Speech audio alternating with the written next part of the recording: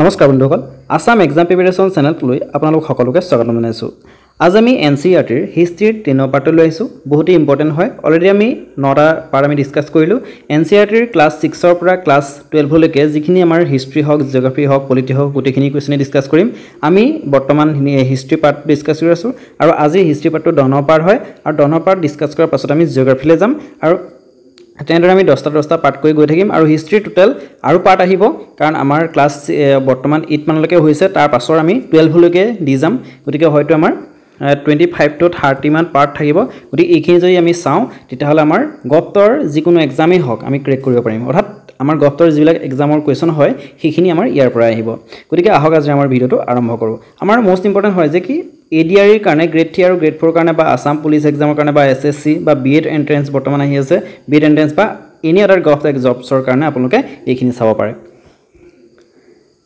আজি আমাৰ প্ৰথম কোৱেশ্যনটো আছে যে which period was referred to as the period of Delhi Renaissance অৰ্থাৎ কোনটো যুগক দিল্লী নৱজাগৰণৰ সময় বুলি কোৱা হয় ইয়াৰ শুদ্ধটো হৈছে অপচন বি 1830 পৰা 1857 এই মাজৰ সময়ছোৱাক কি হয় দিল্লীক দিল্লী নৱজাগৰণৰ সময় বুলি কোৱা হয় কি কাৰণে কাৰণ এই সময়ছোৱাতে কি হয় আমাৰ সাংস্কৃতিক সামাজিক সাংস্কৃতিক বৌদ্ধিক আৰু কলাত্মক দিশত কি হয় এই দিশসমূহত যথেষ্ট বিকাশ আৰু পৰিৱৰ্তন ঘটিছিল দিল্লীত হেহে এই সময়ছোৱাক দিল্লী নৱজাগৰণৰ সময় বুলি কোৱা হৈছে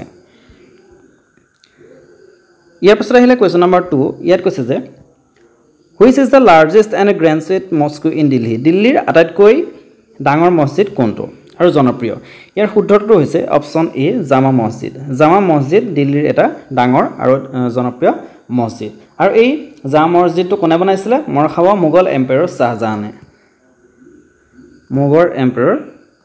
শাহজাহানে এই জামা মছজিদটো বনাইছিল আৰু কিমান চনত 1644 Question number 3 ইয়াত কৈছে যে what are the presidency cities under British in India ভাৰতত ব্ৰিটিছৰ অধীনত ৰাষ্ট্ৰপতিত্বৰ চহৰবোৰ কি কি অৰ্থাৎ ব্ৰিটিছৰ অধীনৰ ৰাষ্ট্ৰপতিত্বৰ চহৰ কেইখনমান আছিল অৰ্থাৎ কি হয় সেই সময়ত ব্ৰিটিছে সেই চিটিখন বা চহৰকেইখন ব্ৰিটিছে পৰিচালনা কৰিছিল বা ব্ৰিটিছৰ তত্ত্বাৱধানত বা নিয়ন্ত্ৰণত আছিল সেই চহৰকেইখনৰ নাম খুদিছে Bombay Madras Kolkata all of the above ইয়াৰ শুদ্ধটো হৈছে অল অফ দিজ অৰ্থাৎ অপচন ডি বম্বে মাদ্ৰাজ আৰু কলকাতা এই তিনিখনে কি হয় সেই সময়ত অৰ্থাৎ 1857 ৰ পিছত ব্ৰিটিছ চৰকাৰৰ প্ৰত্যক্ষ নিয়ন্ত্ৰণ আৰু তত্ত্বাৱধানত আছিল এই তিনিখন চিটিয়ে কোৱেশ্যন নম্বৰ 4 ইয়াত কৈছে যে which is the temple of south india দক্ষিণ ভাৰতৰ মন্দিৰ কোনকেইটা দক্ষিণ ভাৰতৰ মন্দিৰ sun temple Madurai temple Balaji temple all of this ইয়াৰ শুদ্ধটো হৈছে option D all of this ইয়াৰ এই গুটেই গিটাই আমাৰ দক্ষিণ ভাৰতত অৱস্থিত সান টেম্পল বহুত ইম্পৰ্টেন্ট হয় সান টেম্পল কোড আছে মনত খাব উৰিষ্যাৰ কোনাৰ্ক ডিস্ট্ৰিক্টত আছে উৰিষ্যা ওকে আৰু এই বালাজী টেম্পল এটো এটা বহুত ইম্পৰ্টেন্ট হয় আৰু এই বালাজী টেম্পল কোড আছে বালাজী টেম্পল আছে চিত্তুৰ ডিস্ট্ৰিক্ট অন্ধ্ৰপ্ৰদেশ অৰ্থাৎ অন্ধ্ৰপ্ৰদেশৰ Chittoor district Andhra Pradesh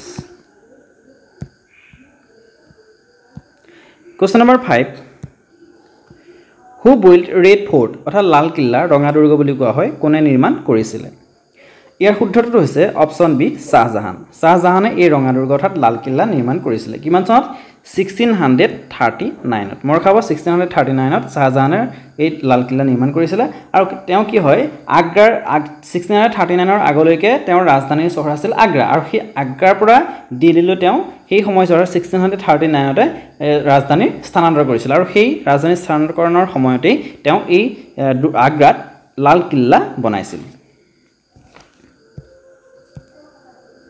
Question number 6 ইয়াত কৈছে যে What is দৰগাহ কি ইয়াৰ শুদ্ধটো হৈছে অপচন সি টম্ব দৰগাহ হৈছে এটা টম্ব দৰগাহ কি হয় যে পূজনীয় ধাৰ্মিক ব্যক্তিৰ কবৰৰ ওপৰত কি হয় নিৰ্মাণ কৰা এটা মন্দিৰ বা সমাধি ধাৰ্মিক ব্যক্তি এজন ঢুকোৱাৰ পাছত সেই কবৰৰ ওপৰত কি হয় কোনো মন্দিৰ বা সমাধি যদি নিৰ্মাণ কৰে সেইটো কোৱা হয় দৰগাহ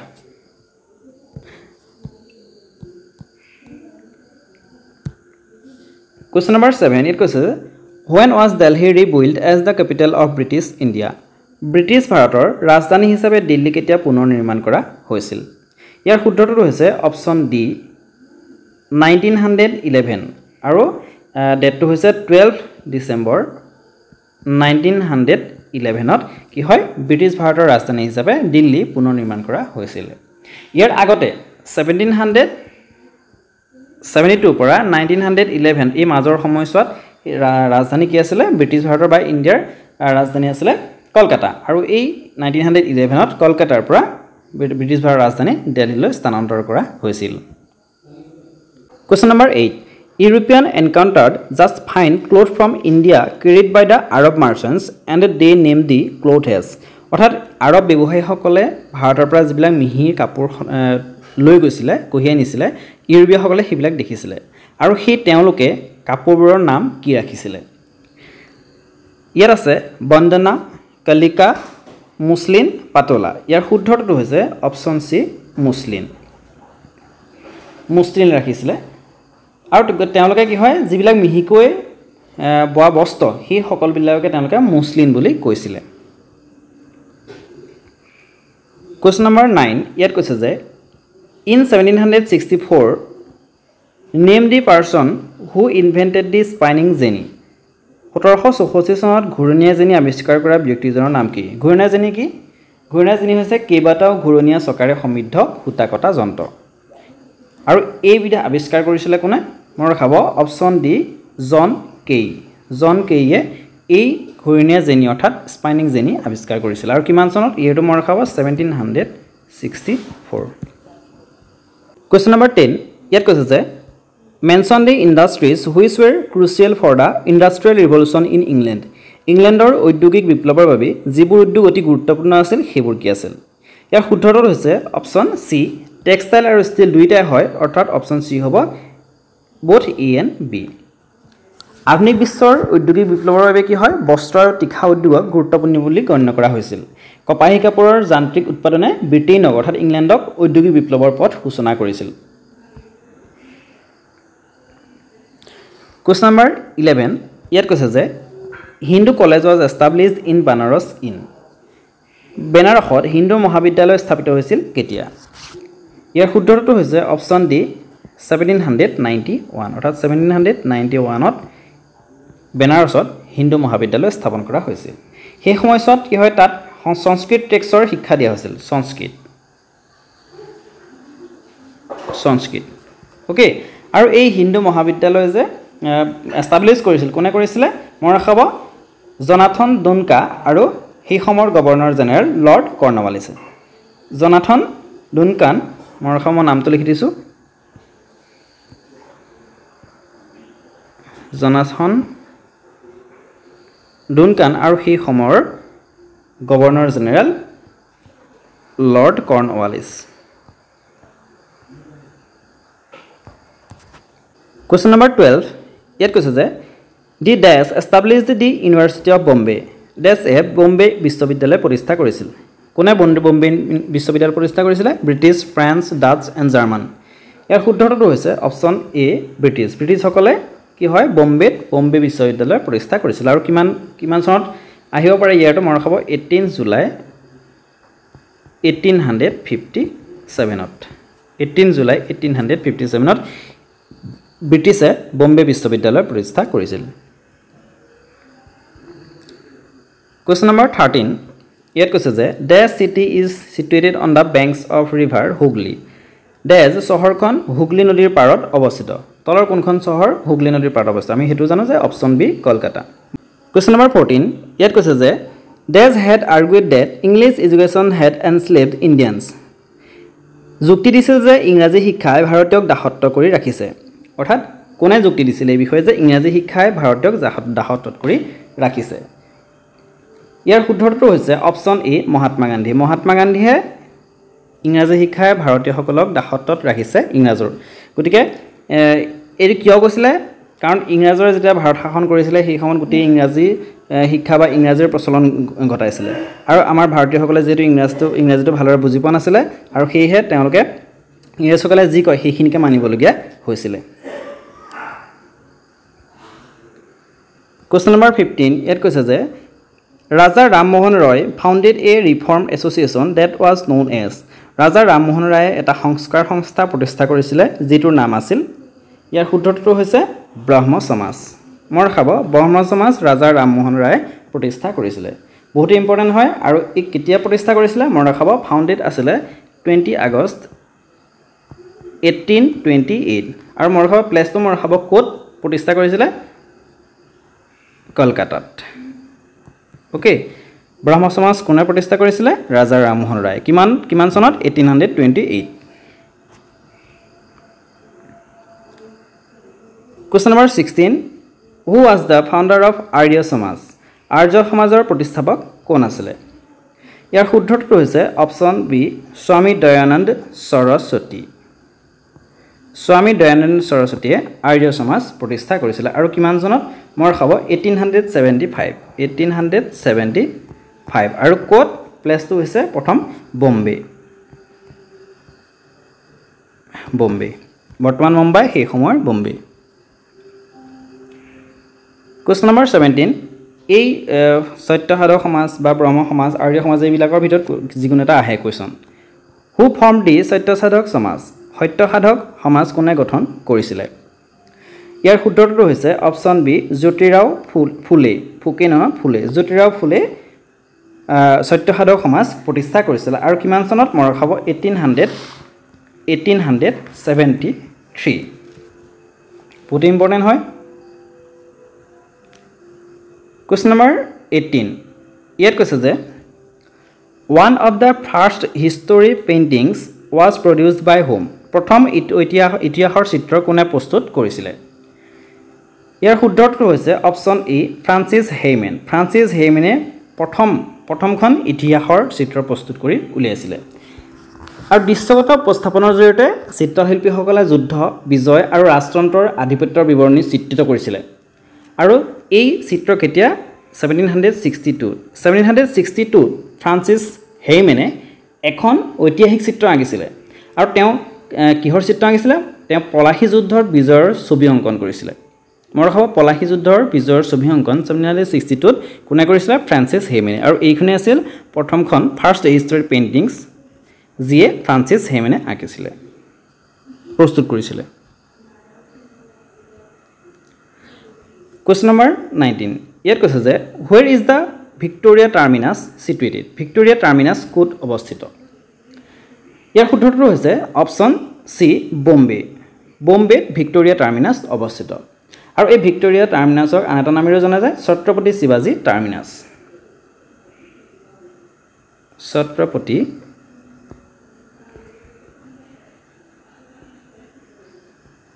শিৱাজী টাৰ্মিনাস ওকে আৰু কোড অৱস্থিত মোৰ খাব মুম্বাই অপচন আছে আৰু সেই সময়ত বম্বে বুলি কৈছিল মহাৰাষ্ট্ৰৰ মুম্বাইত Question number 20 ইয়াত কৈছে যে Poverty and Unbritish Rule in India book was written Poverty আৰু Unbritish Rule in India অৰ্থাৎ ভাৰতত দৰিদ্ৰতা আৰু অব্ৰিটিছ শাসন নামক এখন গ্ৰন্থ আছে আৰু সেই গ্ৰন্থখন কোনে লিখিছিল ইয়াৰ শুদ্ধটো হৈছে অপচন এ দাদাভাই নেওৰজীয়ে এই গ্ৰন্থখন অৰ্থাৎ Poverty and Unbritish Rule in India বুলি এই গ্ৰন্থখন লিখিছিল আৰু মোৰ খাব এই দাদাভাই নেওৰজীক grand old man of India বুলি জনা যায় grand old man of India আৰু তেওঁ কি আছিল তেওঁ আছিল ইণ্ডিয়ান নেশ্যনেল কংগ্ৰেছৰ দ্বিতীয়জন প্ৰেসিডেন্ট ইণ্ডিয়ান নেশ্যনেল কংগ্ৰেছৰ সেকেন্ড প্ৰেসিডেন্ট আছিল আৰু ইণ্ডিয়ান নেশ্যনেল কংগ্ৰেছ কেতিয়া গঠন হৈছিল 1885ত Question number 21 ইয়াত কৈছে যে Marathi newspaper that was edited by Tilak was অৰ্থাৎ এখন মাৰাঠী নিউজপেপাৰ আছিল যি বালগংগাধৰ তিলকে সম্পাদনা কৰিছিল আৰু সেই কাকতখনৰ নাম কি ইয়াৰ শুদ্ধটো হৈছে অপচন ই কেশৰী আছিল এখন মাৰাঠী নিউজপেপাৰ যি বালগংগাধৰ তিলকে সম্পাদনা কৰিছিল আৰু এইখন কেতিয়া পাবলিছ হৈছিল হেতু খুদিব পাৰে মোৰ খাব 1881ত ফ্ৰম পুনে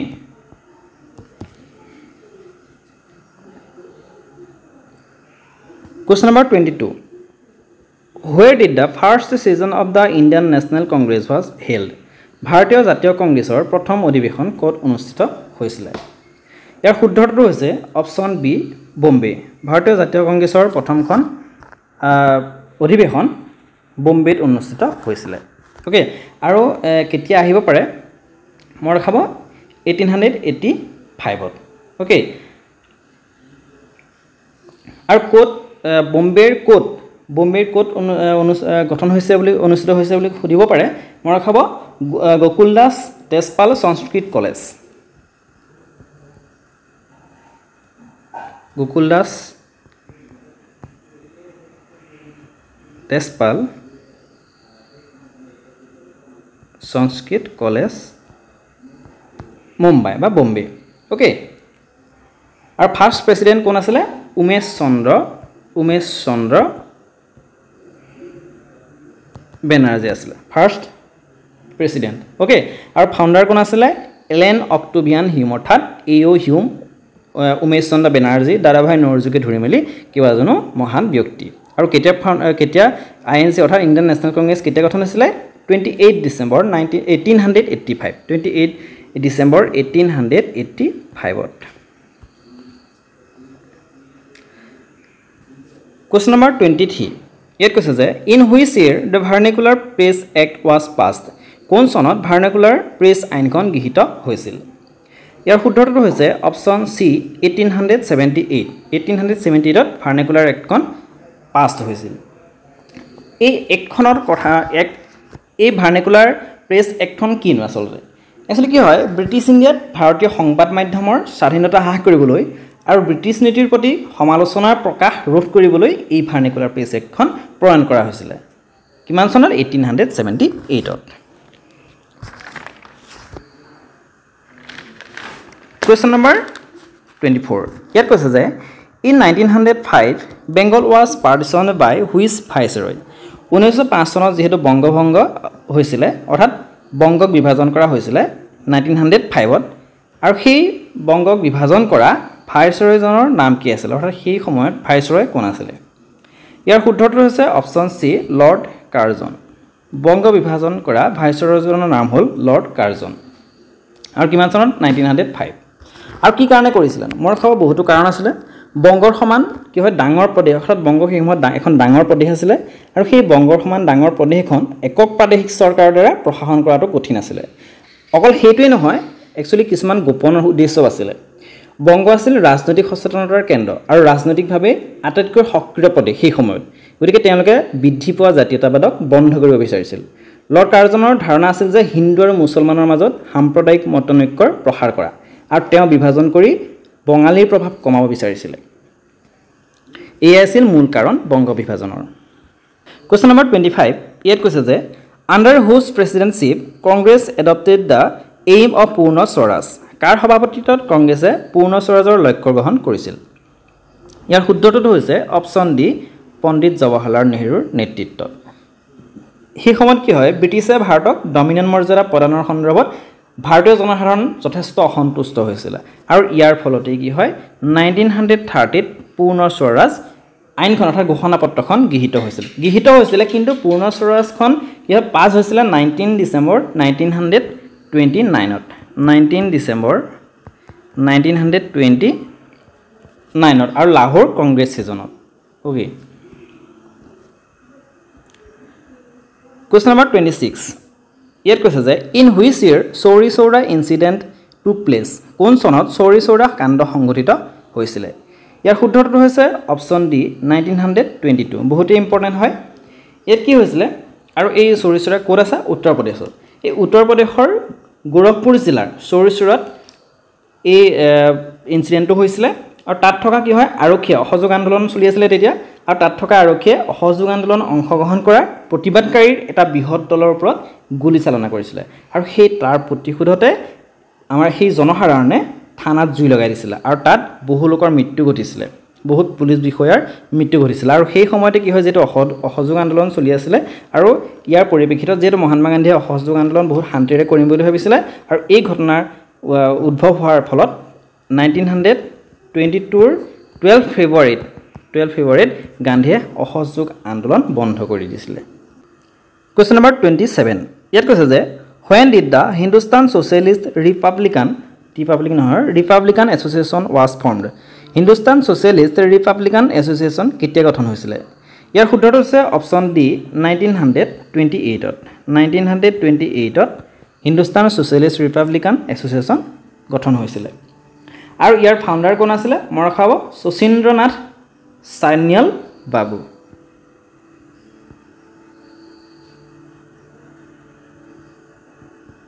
সুচিন্দ্ৰনাথ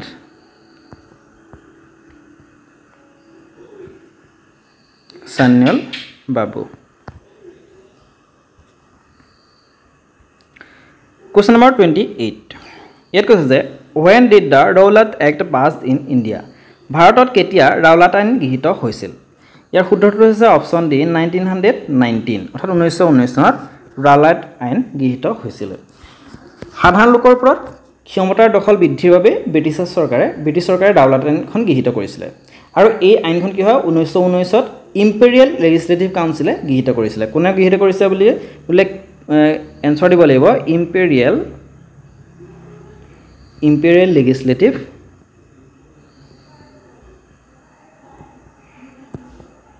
কাউন্সিল